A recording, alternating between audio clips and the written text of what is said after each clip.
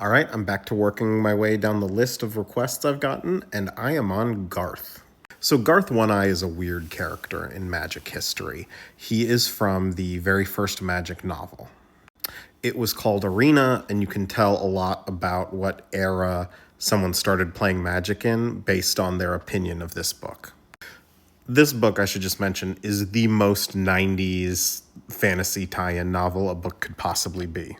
You know, the main character walks into town and more or less has two love interests immediately.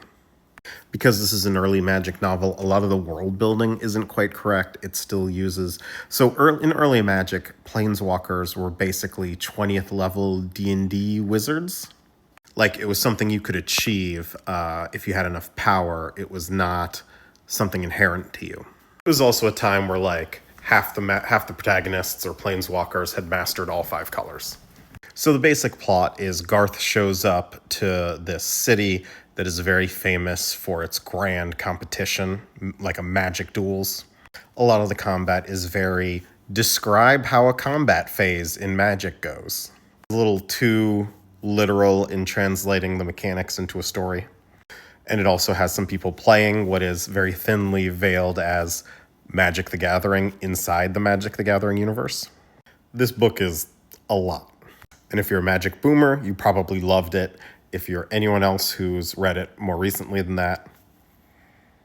So anyway, we quickly learned that this competition is really set up so that the Planeswalker Kuthamon can eliminate potential rivals. Ostensibly, the reward is becoming a Planeswalker, but none of the people that happened to have returned.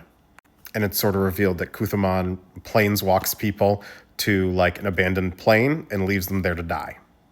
Garth ends up winning and is whisked away by Kuthamon to this abandoned plane, but he gets the better of Kuthamon and survives and becomes a planeswalker himself.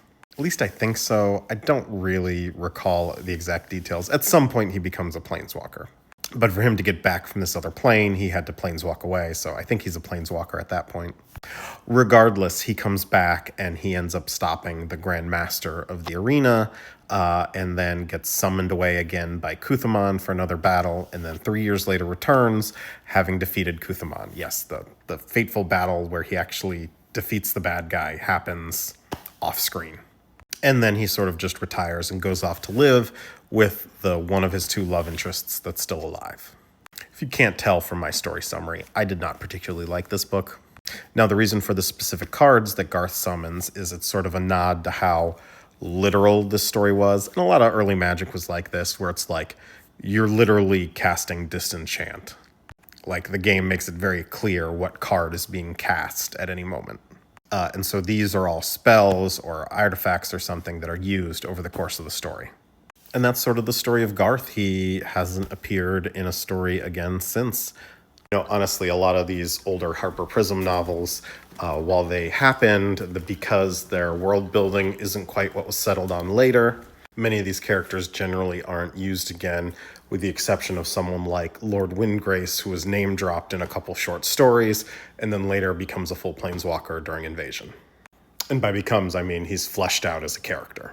And anyway, that's Garth. He is a 90s fantasy tie-in character who is very much a teenage boy self-insert power fantasy.